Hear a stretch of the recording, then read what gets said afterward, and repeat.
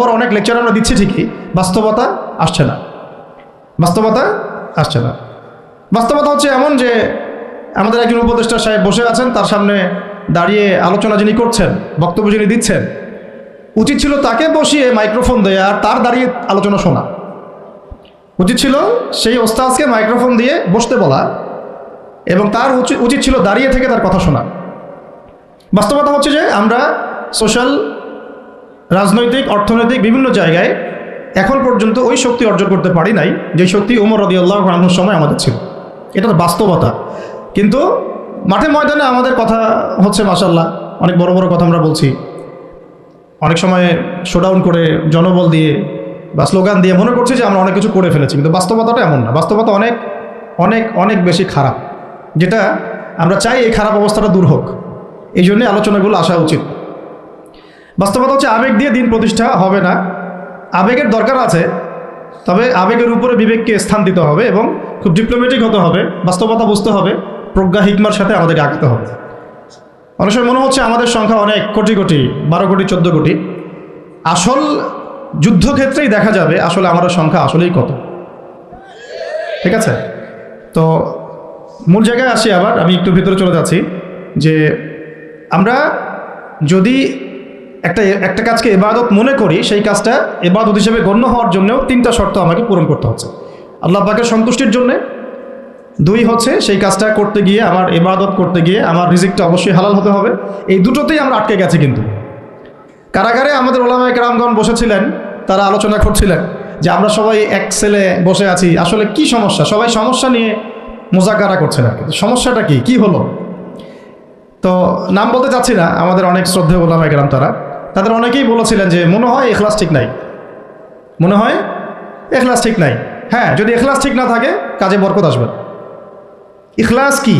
শুধু আল্লাহর জন্য করব, যাই করি শুধু আল্লাহর জন্য করব, মানুষকে দেখানোর জন্য না, জনপ্রিয়তা পাওয়ার জন্য না, মানুষের বাহবার জন্য না। এমনকি আমি যদি চাই বাংলাদেশে শরিয়া আইন কায়েম হোক, সেটা চাবো আল্লাহর জন্য, আমি ক্ষমতায় গিয়ে কায়েম করবো এই জন্য না। এটা আল্লাহ পাক XYZ যে কাউকে দিয়ে করাইতে পারেন। সেটা আমি হইতে পারি, আপনি হইতে পারেন, যে কেউ হতে পারে। কিন্তু আমি চাচ্ছি শরিয়া আইন বাস্তবায়িত হোক। যদি আমি এভাবে চিন্তা করি যে না, আমাকে যেতে হবেই, আমি সেই কাজ করব, আমারই ক্ষমতা দরকার, তাহলে এটা হবে দুনিয়ার জন্য কাজ করা, আমি আমার ক্ষমতার জন্য করছি। তো মূল বিষয়টা হচ্ছে সাহাবায়ে কেরাম রাদিয়াল্লাহু আনহুম আজমাইন তারা নিজেরা দায়িত্ব এড়িয়ে যেতেন, মানুষ জোর করে তাদেরকে দায়িত্ব দিতেন। এর ফলে কাজে বরকত হতো, ইখলাস ঠিক থাকতো। তারা দিনের বেলা ঘোড়সাওয়ার থাকতেন, রাতের বেলা দরবেশ থাকতেন। এই জন্যই দেখা যায় যে উমর রাদিয়াল্লাহু আনহুর খেলাফতের সময় একটা বকরির বাচ্চাও না খেয়ে মারা যায় নাই। সুবহানাল্লাহ। আর একটু আগে তো আপনাদেরকে একটা এক্সাম্পল দিলাম যে আপনাদের 3 বারের রাস্তাঘাটের কি অবস্থা। তাহলে 50 বছর, স্বাধীনতার 50 বছর ধরে যারা পুরো বাংলাদেশের রাস্তাই ঠিক করতে পারে নাই, তারা কত বড় দুর্নীতিবাজ চিন্তা করে না। 50 বছর ধরে একটা দেশকে রাডারবিহীন থাকতে হচ্ছে, স্যাটেলাইটবিহীন থাকতে হচ্ছে, পারমাণবিক কোনো অস্ত্র নাই, নিউক্লিয়ার কোনো মিসাইলস নাই, কোনো জিওপলিটিক্যাল বড় বড় রাষ্ট্রের সাথে অ্যালায়েন্স নাই। পক্ষান্তরে উল্টা কুফার, তাগুত, মুশরিকদের দাসত্বে আমাদেরকে নিয়ে গেছে। তাহলে 50 বছরের খেয়ানতের লিস্ট করলে মানে এক আসমান থেকে দ্বিতীয় আসমান পর্যন্ত হবে আর কি লিস্টটা। এত খেয়ানত 50-60 বছর হয়ে গেছে। এখনও যে বিষয়গুলো নিয়ে আমাদের কথা বলতে হচ্ছে, এটাই হচ্ছে সবচেয়ে লজ্জা। এই বিগত স্বাধীনতার 50 বছরে আমাদের এমন একটা জেনারেশন রেডিমেড পাওয়া উচিত ছিল, যাদের ঘরে ঘরে আলেম, ঘরে ঘরে হাফেজ। এখন ঘরে ঘরে খুঁজলেও, বোম মারলেও আলেম বের হয় না, ঘরে ঘরে খুঁজে ছান মারলে একটা করে হাফেজ বের হয় না, আলেম বের হয় না। ঘরে ঘরে ছান মারলে যে কোনো একটা টিকটকার ঠিকই বের হয়। এই বাস্তবতা আর আমাদের স্বপ্নের মধ্যে আসমান জমির পার্থক্য আছে। এগুলো হাসির কোনো বিষয় না, এটা হচ্ছে বাস্তবতা। মানে পুরা প্রাইমারি স্কুল থেকে শুরু করে প্রাইমারি স্কুলের শিক্ষক, প্রাইমারি স্কুলের টিচার এবং স্টুডেন্ট, হাই স্কুলের স্টুডেন্ট, হাই স্কুলের টিচার, অনার্সের স্টুডেন্ট, অনার্সের টিচার, মাস্টার্সের স্টুডেন্ট, মাস্টার্সের টিচার, তারপরে যে BBA MBA, তারপরে যে আপনার প্রাইভেট ইউনিভার্সিটি ইত্যাদি ইত্যাদি, ইভেন BCS সেক্টর, শিক্ষা কমিশন, MP মন্ত্রী, পার্লামেন্ট, সবগুলোকে যদি একটা জায়গায় আপনি বসান, সবাইকে এই সবাইকে, এই 15-16 কোটি মানুষকে একটা জায়গায় বসান, দেখবেন যে এদের 90% কোরআন তেলাওয়াতি করতে পারেন। 50 বছর হয়ে গেছে স্বাধীনতা। তাহলে কাদেরকে নিয়ে আপনি হিন্দুস্তানকে মোকাবেলা করতে চাচ্ছেন? কাদেরকে নিয়ে আপনি যে রামবাম প্রগতিশীল এবং এই ইসকন টিসকনকে মোকাবেলা করতে চাচ্ছেন? কাদেরকে নিয়ে? আবেগ দিয়ে তো হবে না। আর তাদের ব্যাপারটা তো এতই স্ট্রং, তারা তো এমনভাবে তাদের মানে আগ্রাসন লালন করছে যে ওরা যদি পারতো এখন পুরো বাংলাদেশটাকে ওদের মানচিত্রভুক্ত করে ফেলত। ষড়যন্ত্র কিন্তু এই পর্যন্ত, এটা আমরা বুঝি আর না বুঝি। আর আমরা তো খুব সাম্প্রদায়িক সম্প্রীতির বয়ান দিচ্ছি এখন আর কি। বিগত সময়ে কিছু রাজনীতি হয়েছে জঙ্গিবাদ শব্দটা দিয়ে, জঙ্গিবাদ শব্দ দিয়ে রাজনীতি করা হয়েছে। এটা থাকুক আর না থাকুক, বায়বীয়ভাবে একটা প্রতিষ্ঠা করার চেষ্টা করা হয়েছে, এটা দিয়ে রাজনীতি করা হয়েছে। সবাই সবার স্বার্থে কথাটাকে ব্যবহার করেছে। আসলে এটা একটা বায়বীয় শব্দ ছিল, কোনো অস্তিত্ব নাই। এখন রাজনীতি করা হচ্ছে নতুন করে সংখ্যালঘু শব্দ দিয়ে। কি দিয়ে? সংখ্যালঘু। তো সংখ্যালঘু শব্দ দিয়ে যে রাজনীতি করা হয়, তো সংখ্যালঘু যারা, তারা সংখ্যাগুরু কমিউনিটির মধ্যে সাইফুর রহমানকে এভাবে দিনে দুপুরে কুপিয়ে হত্যা করে কিভাবে? আমরা তো সংখ্যাগরিষ্ঠ, তো সংখ্যাগরিষ্ঠ মানুষের মধ্যে একজনকে সংখ্যালঘু একজন হত্যা করে কিভাবে? এর আগে ফরিদপুরে হয়েছে, আমরা তখনও সাম্প্রদায়িক সম্প্রীতির বলি আওড়াইলাম। চট্টগ্রামে হইল, এখনও সাম্প্রদায়িক সম্প্রীতির বলি আওড়াচ্ছি, ঠিক আছে? এবং আমাদের সবাইকে বোঝানো হচ্ছে যে সবাই শান্ত থাকেন, কেউ কোনো রকমের টু শব্দ করবেন। আচ্ছা, করলাম না, টু শব্দ করলাম না, শান্ত থাকলাম, ধৈর্য ধরলাম, ঠিক আছে। এরপরে যদি আরও 10 জনকে মারা হয় তখন? এরপর যদি আরও 10 জনকে মারা হয় তখন? আপনি আমাকে গ্যারান্টি দেন যে মারা হবে না?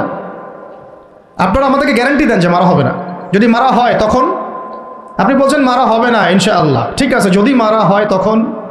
এখন আমি ধৈর্য ধরলাম, এখন আমি সাম্প্রদায়িক সম্প্রীতির কথা বললাম, এখন আমরা চুপ থাকলাম, কেউ এগ্রেসিভ কোনো ভূমিকায় গেলাম না, এবং যাওয়া উচিত না, ঠিক আছে, খালাস। আর আপনি আমাকে গ্যারান্টি দেন এই ঘটনাগুলো আগামীতে ঘটবে না। প্রশাসন গ্যারান্টি দেন, সরকারে যারা আছেন গ্যারান্টি দেন। দিতে পারবেন? যদি দিতে না পারেন কেন পারবেন না? যদি দিতে না পারেন তাহলে গ্যারান্টি কেন দিতে পারবেন না? তার মানে আপনার প্রশাসন ফেল করেছে এখানে। সেই ভাইকে হত্যা করা হয়েছে, সেই ভাইয়ের হত্যাকারী যদি 20 জন 30 জন হয়, প্রশাসনের পক্ষে এটা কোনো বিষয় না 30 জনকে কারাগারে নিয়ে আসা এবং আচ্ছা মতো রিমান্ডে সিদ্ধ ডিম ঢুকানো, কোনো বিষয় না।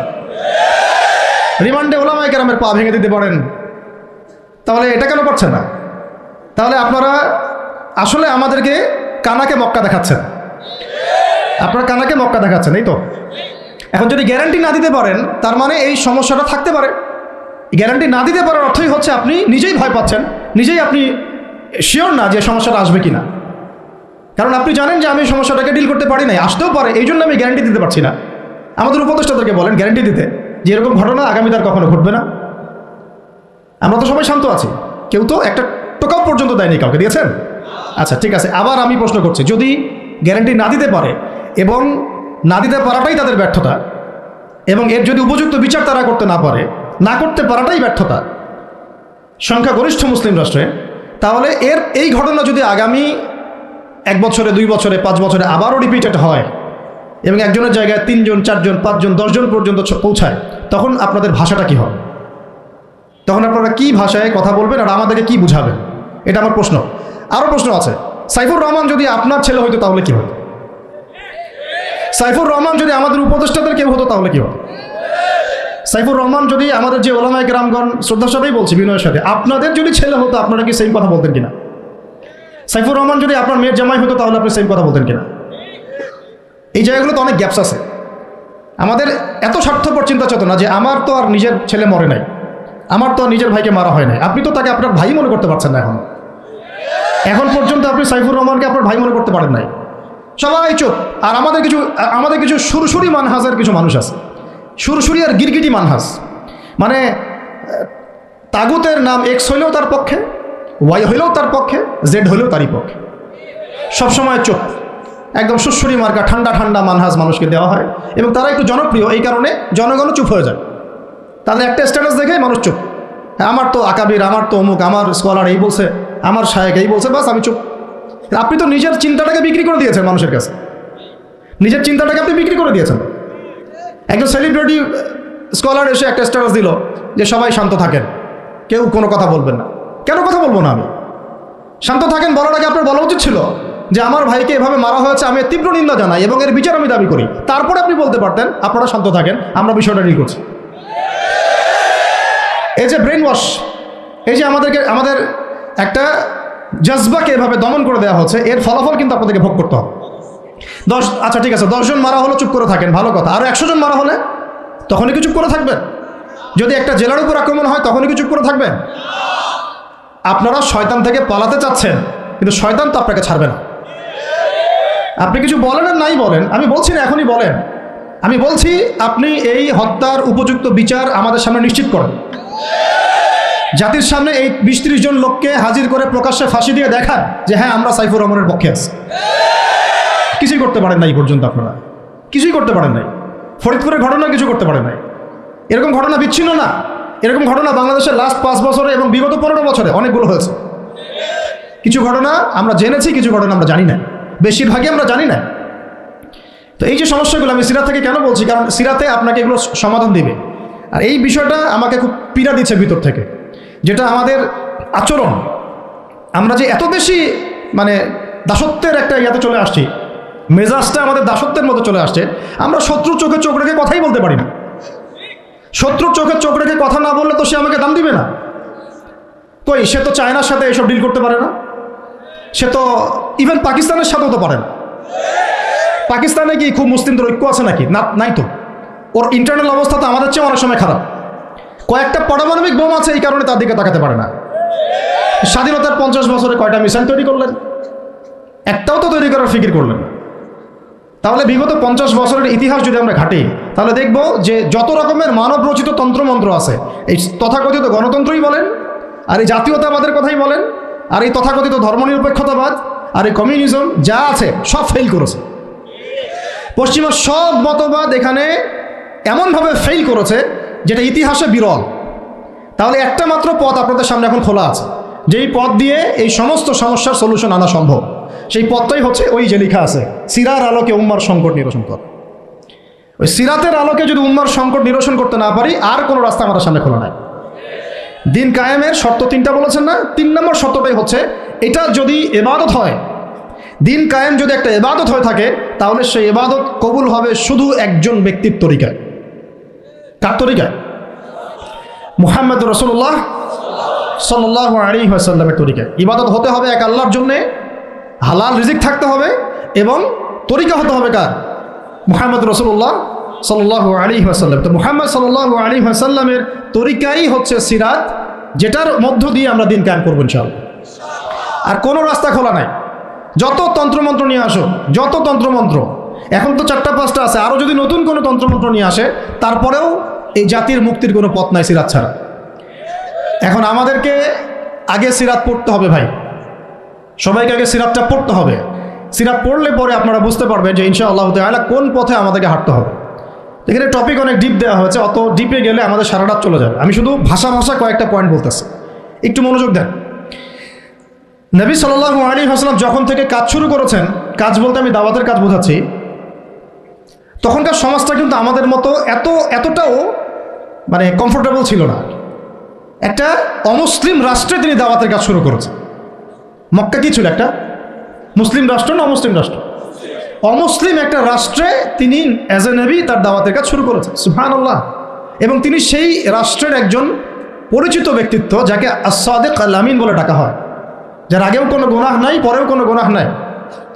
এমন একজন ব্যক্তিত্ব তিনি, যার আগেও কোনো গুনাহ নাই, পরেও কোনো গুনাহ নাই, এবং তিনি একটা অমুসলিম রাষ্ট্রে ওহী প্রাপ্ত হয়ে দাওয়াতের কাজ শুরু করলেন। আর আমরা তো মুসলিম রাষ্ট্রে বসে আছি, আমরা তো মক্কায় নাই। আমরা কি মক্কায় আছি?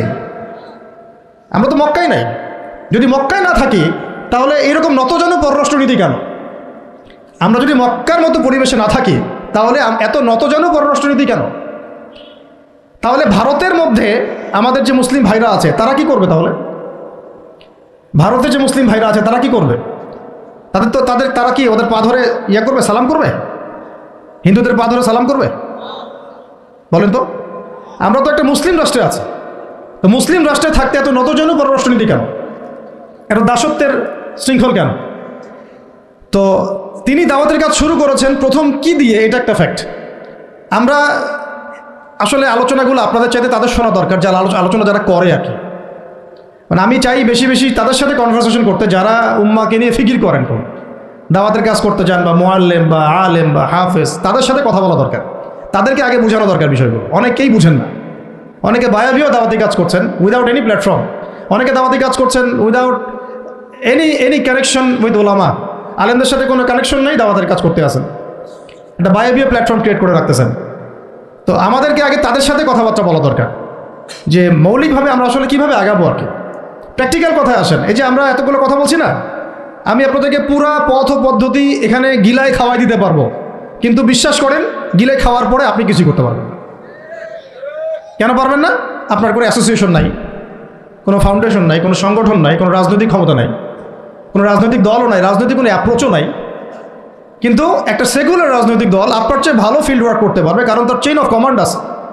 আমাদের তাওহীদপন্থীদের কোনো চেইন অফ কমান্ডই নাই।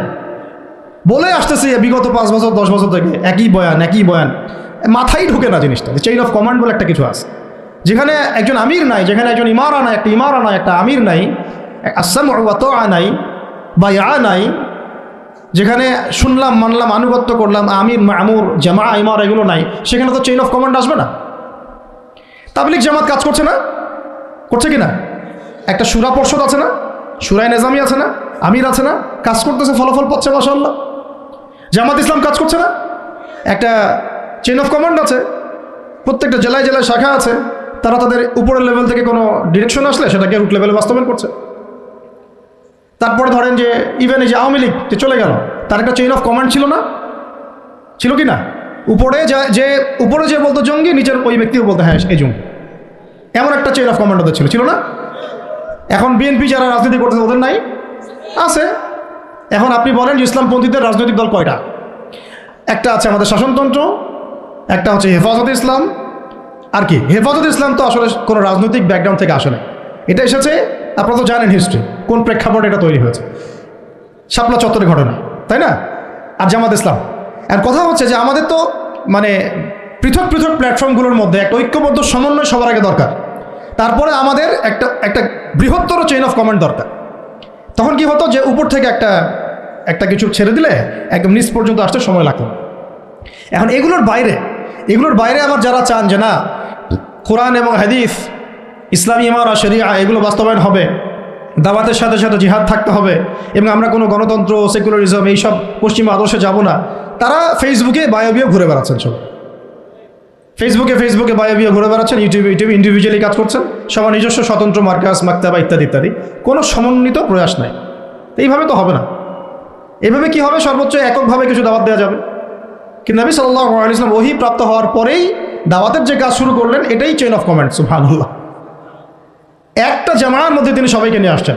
খেয়াল করে দেখেন, প্রথম ওহী আসলো কি সংক্রান্ত? ইকরা বিসমি রাব্বিকাল্লাযী খালাক। এই তো পড়ুন আপনার রবের নামে যিনি আপনাকে সৃষ্টি করেছে। তো পড়া তিনি কি পড়তে পারতেন? তিনি তো পড়তেও পারতেন না।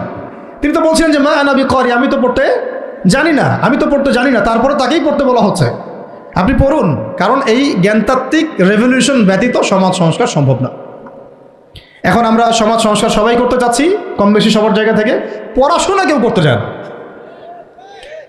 আল্লাহর কসম করে বলছি, যারা ইভেন দাওয়াতের কাজ করছে এইসব জায়গায় আমরা যারা দাঁড়ায় আছি না, তাদের অনেকেই ওলামায়ে কেরামের সাথে কোনো তাআল্লুকই নাই, কোনো সিলেবাস নাই, কোনো পড়াশোনা নাই, কোনো ক্রাইটেরিয়া নাই, কোনো অ্যারাবিক শেখার কোনো ফিকির নাই, কোরআন শেখার কোনো ফিকির নাই, তাফসির শেখার কোনো ফিকির নাই। আমি দাওয়াতের কাজ করতেছি, সুবহানাল্লাহ, মানুষ আমাকে সেলিব্রিটি মনে করে, দ্যাটস অল। এভাবে হয়? এভাবে কি দাওয়াতের কাজ হয়? অথচ নবী সাল্লাল্লাহু আলাইহি ওয়াসাল্লামকে আল্লাহ পাক পড়তে বলছেন। তাহলে প্রথম দরকার আমাদের জ্ঞানতাত্ত্বিক রেভলিউশন, যেটা বললাম যে বিগত 50 বছরে অলরেডি আমাদের ঘরে ঘরে একজন করে আলেম, একজন করে হাফেজ থাকা উচিত ছিল। এটা বিগত 50 বছরের শিক্ষা সিস্টেমটা এমনভাবে সাজানো হয়েছিল যেটা একটা ধর্মনিরপেক্ষ শিক্ষা সিস্টেম।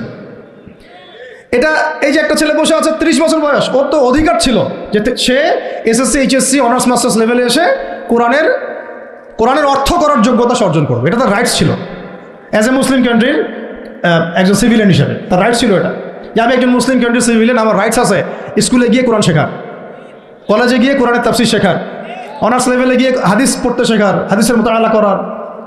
ইভেন সে মাস্টার্সের পরে ইফতা দেওয়ার মতো যোগ্যতা অর্জন করতে পারতো যদি শিক্ষা সিস্টেমটার মধ্যে সমন্বয় থাকতো। কিচ্ছু করা হয় না এইসব লেভেলে। 50 বছর ধরে এই জাতিকে শিক্ষার অন্ধকারে রাখা হয়েছে। কওমি মাদ্রাসাগুলো যদি না থাকতো এই দেশ থেকে ইসলামকে মিটাই ফেলে দিত এরা। শুধু কওমি মাদ্রাসাগুলোর এই মেহনতগুলো যদি না থাকতো তাহলে অরিজিনাল ইসলামকে তারা মিটাই ফেলে দিত বাংলাদেশ থেকে। টিকে আছে এখন, কিন্তু আমি ওইদিকে যাচ্ছি না, ওইটা অন্য আলোচনা। এটা আমাদের ভিতরের কথা। কথা হচ্ছে একজন জেনারেল শিক্ষিত ছেলে যে এদেশের মুসলিম নাগরিক, তার রাইটস আছে প্রাইমারি স্কুলে সে কোরআন তেলাওয়াত করা শিখবে। শিখতে পারে নাই কেন? কেন পারে নাই? পিতা মাতাও তো মাশাআল্লাহ সুবহানাল্লাহ সেই কোয়ালিটি। ছেলে 10 বছরে কিছু শিখুক না শিখুক, বাংলা ইংরেজি অঙ্ক তাকে শিখতে হবে। কোরআন হাদিস এগুলো তো কোনো বিষয়, এগুলো কোনো বিষয় হলো? আপনাদের কাছে আল্লাহর কসম এগুলো দামি নাই। ওই একদিন দুদিন ওয়াজ মাহফিলে আইসা আবেগ দেখান। কোরআন হাদিসের প্রতি যদি মহব্বত থাকতো ছেলেকে তো আলেম বানাইতেন আপনি, ছেলেকে তো আপনি একজন হাফেজ বানাইতেন কমপক্ষে। আপনি তো ছেলেকে এমনভাবে করে তুলেছেন আপনার জানাজাই পড়তে পারবে না। তো আমাদের এই স্কুল কলেজ পড়ুয়া ছেলে মেয়েদের রাইটস ছিল এগুলো শেখা, শিখতে পারে নাই। অনার্সে পড়ে তার বয়স কত? 20 থেকে 25 বছর। 25 বছরে সে 25টা সূরা জানে না, 25টা সূরার নামই জানে না, 25টা সূরার নাম বলতে পারবে। কোরআন বিধান কায়েম করতে আসছেন আপনি, সুবহানাল্লাহ। 25টা হাদিস বলতে পারেন না, 25 জন নবীর নামও বলতে পারে না। ইভেন আমাদের নবী সাল্লাল্লাহু আলাইহি ওয়াসাল্লামের সিরাতের জীবনীটা পাতলা কিতাবটাও সে কখনো জীবনে পড়ে দেখেনি। এই অবস্থা মাস্টার্সেও বিসিএসেও সব জায়গায় একই চলছে। বিসিএসের যে ভাইবা হয় সেখানে কি ইসলাম ধরা হয়? বিসিএসের ভাইবা যখন হয় তখন তাকে কোরআন তেলাওয়াত জিজ্ঞাসা করা হয়? তাহলে আপনি কোরআন তেলাওয়াত করতে পারেন না, রাষ্ট্র চালাবেন কীভাবে? কোরআনের সাথে কোনো তাল্লুক নাই। তার মানে আপনাদের কনসেপ্ট হচ্ছে রাষ্ট্র আলাদা, কোরআন আলাদা। মানে রাষ্ট্র চালাতে কোরআন লাগে না, আপনার কনসেপ্ট এটাই। হ্যাঁ, না হলে তো কোরআনটা আপনি আনতেন সিলেবাসে, তাফসির আনতেন, হাদিস আনতেন, সিরাত আনতেন। আপনার কনসেপ্ট হচ্ছে রাষ্ট্র আলাদা, কোরআন আলাদা, হাদিস আলাদা, এগুলো পড়াশোনা আলাদা, ব্যাংকিং সিস্টেম, ইকোনমিক্স আলাদা, ইসলাম আলাদা, তাই না? রাজনীতি আলাদা, ইসলাম আলাদা, তারপরে সংস্কৃতি আলাদা, ইসলাম আলাদা, শিক্ষানীতি আলাদা, ইসলাম আলাদা। এই কনসেপ্ট হচ্ছে এদেশের 90% মানুষের কনসেপ্ট। এরা সবাই শিরকের মধ্যে আছে, আল্লাহর কসম করে বলতেছে, এরা সবাই শিরকের মধ্যে আছে। এরা সবাই ধর্মনিরপেক্ষ, সেকুলার। বাদ দিয়ে আমরা যারা দাড়ি টুপিওয়ালা কিছু মানুষ আছি, আমরা একটু মৌলবাদী চিন্তা করি আর কি। আমরা চিন্তা করি যে ইসলাম ব্যক্তিগত জীবনেও থাকবে, সংস্কৃতির মধ্যেও থাকবে, শিক্ষানীতিতেও থাকতে হবে, অর্থনীতিতেও থাকতে হবে, ইভেন রাজনীতির মধ্যেও থাকতে হবে। এই কনসেপ্টটা না আসলে এখনো মুসলমান হনই নাই। এই কনসেপ্টটা না আসা মানে এখন পর্যন্ত কালিমা লা ইলাহা ইল্লাল্লাহ এটা বুঝেনি নাই, আপনি মুখে পড়েছেন, দ্যাটস অল। এই কারণেই তো লা ইলাহা ইল্লাল্লাহ পড়ার পরেও মোদির পাচাটান বসে বসে। এই কারণেই, কারণ ওই লা ইলাহা ইল্লাল্লাহ তো আপনাকে ওটা শিখাই নাই যে আপনি এক আল্লাহর সার্বভৌমত্বের স্বীকৃতি দেন নাই। তো এই হলো সমস্যাগুলো। তো সমস্যার গোড়ায় অনেক কথা আছে। এখন নবী সাল্লাল্লাহু আলাইহি ওয়াসাল্লাম কিন্তু দাওয়াতের কাজটা, এই যে সিরাতের আলোকে যেটা বলছেন সমাজ সংস্কার এবং দিন প্রতিষ্ঠা এবং সমকালীন সব সংকট দূর করা, এটা শুরু করতে হবে জ্ঞানতাত্ত্বিক রেভলিউশন থেকে। পড়াশোনা করা শুরু করে দেন, আদারওয়াইজ আপনাদের সামনে ধ্বংস ছাড়া কিচ্ছু বাকি। কি পড়াশোনা করবেন? অবশ্যই ইসলামিক কারিকুলাম থাকতে হবে। এরপরে আপনি জেনারেল লাইনের পড়াশোনা করেন, কোনো সমস্যা নেই। আর এই পড়াশোনা একা একা করা যাবে না, উস্তাদের সহবত লাগবে, ওলামায়ে কেরামের সহবত লাগবে। আমি তো এটা বলি যে আপনি কারো লেকচার শোনার আগে আপনি আগে চেক করবেন যে তার ওস্তাদ কে, কোথায় সেদিন শেখে, কার কাছ থেকে সেদিন শেখে, কোত্থেকে সেই ইলমগুলো অর্জন করছে, তার লোক কোথায়। আবেগে ভাসলে হবে না এখন বিষয়টা। তো পড়াশোনার এখন যে আরও 20 বছর পড়াশোনা না করে আমি কোনো কাজ করতেই পারবো না এমনটাও না, কিন্তু পড়াশোনা আগে শুরু করে। এখন আপনার কাজ পড়াশোনা শুরু করা, ইকরা বিসমি রাব্বিকাল্লাযী খালাকের হক আদায় করা এবং ওস্তাদের সহবতে থাকা। যেমন জেনারেল লাইনে পড়েছেন 20 বছর, একা একা কি পড়েছেন না, প্রতিষ্ঠানে গিয়েছেন, ডেইলি ক্লাস করেছেন, টিচারের সহবতে ছিলেন, বেতন দিয়েছেন, ব্যাসে থেকেছেন, তারপরে আরও কি করেছেন? বাবার জমি বিক্রি করে দিয়েছেন, বাবা মায়ের জমি বিক্রি করে। সেম অন্ততপক্ষে এতটুকু যতটুকু আপনি জেনারেল লাইনের জন্য করেছেন, জেনারেল লাইনে যতটুকু করেছেন, ত্যাগ, শ্রম, মেধা খরচ, কষ্ট স্বীকার করা, এর যদি অর্ধেকও যদি দিন শিক্ষার জন্য করতে না পারেন, আপনি নিজেও মুনাফেক। আমরা নিজেরাও মুনাফেক। তখন বেশক আমাদের মধ্যে নেফাকি আছে। সুবহানাল্লাহ, আপনি একটা ডিগ্রির জন্য একেবারে 20 বছর ঢালতে পারেন, 20 কোটি টাকা ঢালতে পারেন, বাপের জমি বিক্রি করতে পারেন, মেসে থাকতে পারেন, ঢাকা বিশ্ববিদ্যালয়ের সেই লাইফ লিড করতে পারেন, এক বিছানায় 2 জন থাকি, ফ্লোরের মধ্যে ফ্লোরিং করে থাকা, হ্যাঁ, হাজার হাজার লাখ লাখ টাকা খরচ করা, কষ্ট করে সকালে ওঠা, রাত জাগা, পড়া, পরীক্ষা দেওয়া, অ্যাসাইনমেন্ট, কত কি। আমি তো জানি এগুলো, আপনারা তো অনেকে না জানেন, আমি তো জানি, আমরা তো ইউনিভার্সিটিতে পড়েছি। এই পরিশ্রমগুলো আপনি করছেন অনলি ফর একটা সার্টিফিকেট আর একটা চাকরির জন্যে, আর এর 10% কেন 5% আপনি করতে চান না দিনী শিক্ষার জন্য। তো আমি মুনাফিক না হলে এই পৃথিবীতে আর মুনাফিক কে আছে? তো এই মুনাফিকদেরকে দিয়ে আপনি দিন কায়েম করবেন নাকি? শোনেন, আবেগ দিয়ে বিপ্লব হয়। আবেগ দিয়ে কি হয়? আবেগ দিয়ে বিপ্লব হতে পারে, আবেগ দিয়ে শরিয়া খিলাফা কায়েম হয় না। আবেগই হয়ে একটা বিপ্লব হতে পারে, কিন্তু আবেগ দিয়ে শুধু আবেগ দিয়ে শরিয়া খিলাফা কায়েম হবে না। শরিয়া খিলাফা কায়েম হয়েছে কাদের হাতে? সাহাবীদের হাতে। কাদের হাতে? আমাদের জিন্দেগি যখন সাহাবীওয়ালা হবে তখন শরিয়া কায়েম হবে। পড়াশোনা করে না, সাহাবীওয়ালা জিন্দেগি কীভাবে যাপন করবে? ওলামায়ে কেরামের সাথে তাআল্লুক নাই, সাহাবীওয়ালা জীবন কীভাবে যাপন করবে? নামাজের ঠিক নাই, সাহাবীওয়ালা জীবন হইল কীভাবে? কোরআন তেলাওয়াত করতে পারেন না, সাহাবীওয়ালা জীবন হইল? দিনের জন্য আমর বিল মারুফ নাহি আনিল মুনকারের কাজ নাই, ওই যোগ্যতাও নাই, তাহলে সাহাবীওয়ালা জীবন হইল কি? চেহারা সুরতের মধ্যে ইসলাম নাই, সুন্নতের প্রতি পাবন্দি নাই, সাহাবীওয়ালা জিন্দেগি হলো কি? সাহাবীদের হাতে বদর যুদ্ধ হয়েছে, জয়লাভ করেছে। উহুদ প্রায় জিতেইছে, এটা জিতেই বলা যায়, সাময়িক বিপর্যয় হয়েছে। খন্দক, খায়বার, মুতা, ইয়ারমুক কাঁপিয়ে দিয়েছে কারা? সাহাবীরা। তো সাহাবীওয়ালা ইমান, সাহাবীওয়ালা আমল, সাহাবীওয়ালা আখলাক, সাহাবীওয়ালা মেহনত হলে পরে বাংলার মাটিতে দিন কায়েম হবে। না হওয়া পর্যন্ত এই লাভঝাপ করতে থাকা, আজকে এই বিষয় কালকে ওই বিষয়, আজকে এই ইস্যু কালকে এই ইস্যু, এগুলোই চলতে থাকবে। আমরা এটা চাই না। আমরা চাই এখন যেহেতু দাওয়াতের একটা সুবর্ণ সুযোগ আমাদের সামনে এসেছে, এখন যেহেতু আল্লাহ পাক, এটা আল্লাহ পাকের রহমত, এখানে সবাই ক্রেডিট নেওয়ার প্রতিযোগিতায় লিপ্ত আছে। আমার ক্রেডিটে হয়েছে, আমি এই করেছি, আমি সেই করেছি। এখন তো এমন দেখা যাচ্ছে যে ওই সময় কিছু বলেও নাই, সেও এসে এখন প্রধান উপদেষ্টার পাশ হাঁটতেছে বসে বসে।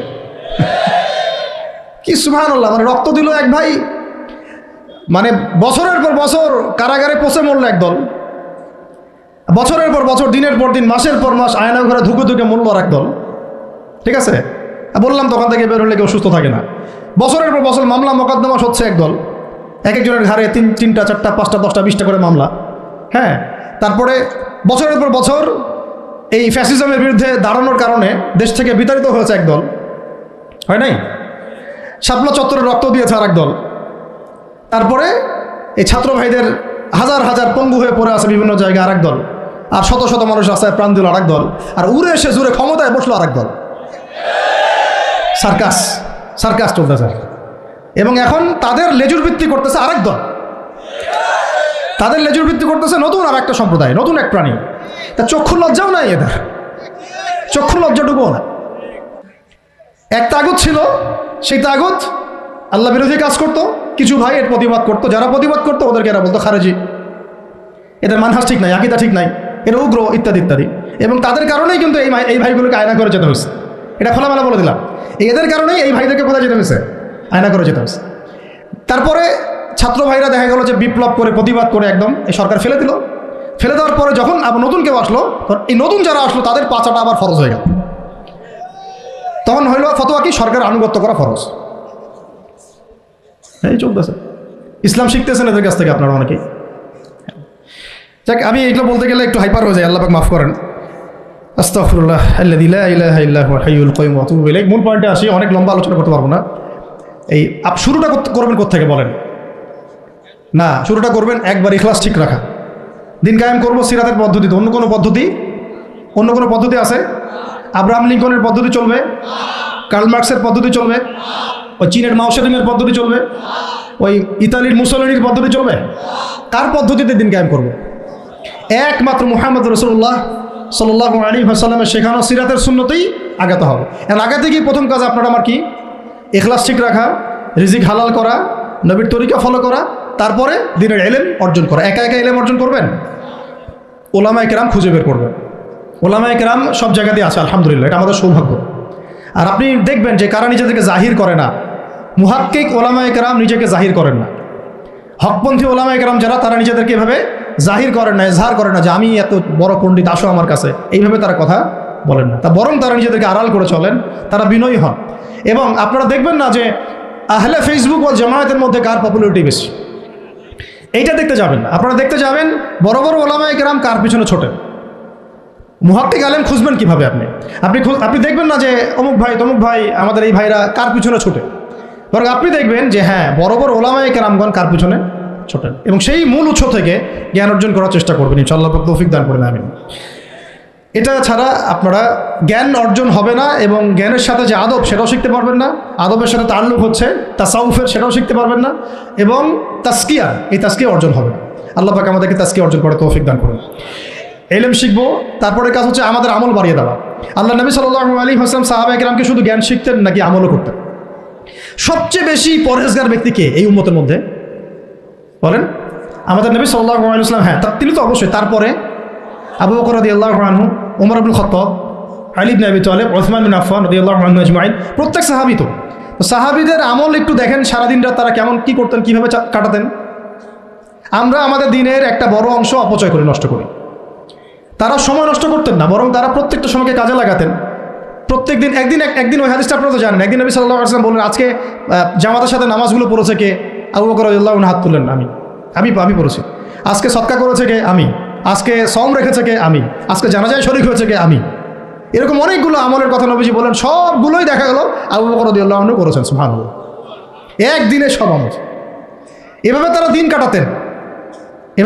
কাটাতেন। আপনি আর আমি যদি জুমার দিনে মসজিদে আসি তাহলে তো সমস্যা ভাই, আমাদের দ্বারা তো হবে না। আল্লাহ পাক আমাদেরকে যেন ইসলাহ করার তৌফিক দান করেন, আমিন। আমল বাড়িয়ে দেওয়া। এবার দেখেন, এবার এই জায়গাটুকু বুঝেন, নবী সাল্লাল্লাহু আলাইহি ওয়াসাল্লাম দাওয়াতের কাজ শুরু করে প্রথমেই প্রকাশ্যে দাওয়াত কিন্তু দেন নাই। প্রথমে তিনি 3 বছর, কত বছর? তিনটা বছর তিনি গোপনে দাওয়াত দিয়েছেন। কত বছর? 3 বছর গোপনে দাওয়াত দিয়েছেন। এখন এই গোপনে দাওয়াত দেওয়ার পরিবেশ আমাদের এখানে দরকার নাই। কেন নাই? কারণ আমাদের এখানে স্পষ্ট দাওয়াত হয়ে গেছে না? এখন তো আমাদের এখানে মক্কার মতো অবস্থা না যে আবার প্রথম 3 বছর গোপনে দাওয়াত দিতে হবে কি? এখন আরও বরং প্রকাশ্যে দাওয়াত দিতে হবে, আলহামদুলিল্লাহ। এই যে বলছিলাম যে এটা আল্লাহ পাকের রহমত যে আমরা এই সময়টা পেয়েছি, এখানে কারো কিন্তু ব্যক্তিগত কোনো ক্রেডিট নেওয়ার সুযোগ নাই। এই যে এখন দাওয়াতের একটা উত্তম প্ল্যাটফর্ম পাওয়া যাচ্ছে, ক্ষেত্র পাওয়া যাচ্ছে, খোলাভাবে কথা বলা যাচ্ছে, এটা কারো রহমত। এটাকে কাজে লাগিয়ে আরও 5 বছর 10 বছর আমাদেরকে দাওয়াত দিতে হবে। কিসের দাওয়াত? দিন কায়েমের দাওয়াত। কিসের দাওয়াত? ইসলাম ব্যক্তি জীবনে আছে, ইসলামকে এখন নিয়ে যেতে হবে সমাজে, ইসলামকে নিয়ে যেতে হবে অর্থনীতিতে, ইসলামকে নিতে হবে রাজনীতির মধ্যে। ইসলাম যখন সমাজে, অর্থনীতিতে, সংস্কৃতিতে, শিক্ষানীতিতে এবং রাজনৈতিক ক্ষেত্রে যাবে, তখন আমরা ইনশাআল্লাহ চূড়ান্ত বিজয় লাভ করব। এখন যদি পার্শ্ববর্তী শত্রু রাষ্ট্রগুলো আমাদেরকে আক্রমণ করে, আপনি তো ব্যক্তিগতভাবে জিহাদের ঘোষণা দিতে পারবো না, পারবেন? কিন্তু এখন যদি আপনার হাতে রাজনৈতিক ক্ষমতা থাকতো, তাহলে আমরা দেখাই দিতাম যে একজন সাইফুরকে মারলে কতজনের লাশ পড়ে। একজন ফেলানিকে যদি কাঁটাতারে ঝুলাই দেওয়া হয়, ওরকম 10টা বিএসএফকে মারার ক্ষমতা আমাদের আছে। এই শক্তি সামর্থ্য আমাদের ভাইদের আছে। আমাদের দাওয়াতের কাজ শুধু আমভাবে জনগণের মধ্যে করলে হবে না, পুলিশের মধ্যে দাওয়াতের কাজ করতে হবে, র্যাবের মধ্যে দাওয়াতের কাজ করতে হবে, আমাদের আনসারদের মধ্যে দাওয়াতের কাজ করতে হবে, বিজিবির ভাইদেরকে প্রশিক্ষিত করতে হবে। সবচেয়ে বড় কথা, আমাদের সেনাবাহিনীকে, বিমান বাহিনীকে শক্তিশালী করতে হবে। অত্যাধুনিক অস্ত্র তাদের হাতে থাকতে হবে, এবং তাদের মধ্যে সব কিছুই আছে, মাশাআল্লাহ। পটেনশিয়াল আছে, প্রতিভা আছে, শারীরিক শক্তি আছে, ট্রেনিং আছে। ইমানটাকে মজবুত করতে হবে তাদেরকে ইমানের দাস দেওয়া লাগবে। আপনারা যারা শুনবেন এগুলো লেকচার অনলাইনে গেলে শুনবেন, তারা ইনশাআল্লাহ শুধুমাত্র জাতিসংঘের একটা মিশনকে জীবনের লক্ষ্য বানাবেন না। আপনারা জাতিসংঘের একটা মিশনে যাওয়া আপনার জীবনের লক্ষ্য না। আপনাকে যদি আল্লাহ পাক প্রশাসনিক দায়িত্ব দিয়ে থাকেন, আল্লাহর জন্য শহীদ হওয়াটা আপনার জীবনের সবচেয়ে বড় সৌভাগ্য। এইদিকে আমরা তো তাদেরকে এখন হাঁটাতে পারছি না, কারণ ওই ক্ষমতা আপনার আমার হাতে নাই। ইসলামকে ওই রাজনৈতিক জায়গায় নিতে হলে সিরাতের সুন্নতে আগাতে হবে। আল্লাহ পাক তৌফিক দান করুন। এবার প্রকাশ্যে দাওয়াত শুরু হলো 4 নম্বর বছর থেকে 10ম বছর পর্যন্ত। এই প্রকাশ্যে দাওয়াত যখন শুরু হয়েছে, তখনই ব্যাপক নির্যাতন শুরু হয়েছে, ব্যাপক নির্যাতন। এই অবস্থানটা আমরা পার করেছি বিগত সময়গুলোতে, এখনও পার করছি, তাই না? এই অবস্থাটা কিন্তু আমরা আগেও পার করেছি, এখনও পার করছি। যারাই প্রকাশ্যে পরিপূর্ণ ইসলামের কথা বলছেন বা বলেছেন, কোনো না কোনোভাবে তারা হ্যারাসমেন্টের শিকার হয়েছে, কোনো না কোনোভাবে, ফিজিক্যালি অথবা মেন্টালি অথবা রাজনৈতিকভাবে অথবা মামলা মোকদ্দমা অথবা গুম অথবা একেবারে ক্রসফায়ার অথবা দেশ ত্যাগ, কিছু না কিছু ওদের তাকদিরে নসিব হয়েছেই। এটা তরুণরা একটু ভালো করে বুঝবেন। মক্কায় কত বছর ছিলাম আমরা? 13 বছর। কত বছর? 13 বছর। এই 13 বছরে কিন্তু আমাদের কোনো রাজনৈতিক ক্ষমতা ছিল না, কোনো রাজনৈতিক ক্ষমতা ছিল না, এমনকি কোনো সামাজিক ক্ষমতা আমাদের ছিল না। আমরা দাওয়াতের কাজ করছিলাম, তাবলীগের মেহনত করছিলাম, এবং তাজকিয়া অর্জন হচ্ছিল, কোরআন শেখানো হচ্ছিল, দারুল আরকামে দিনের মোজাকারা প্র্যাকটিস হচ্ছে। আমাদের কিন্তু কোনো রাজনৈতিক ভিত্তি মক্কায় নাই। এই কারণে মক্কাতে কিন্তু সশস্ত্র জিহাদেরও আয়াত নাজিল হয় না। হয়েছে? হয় না।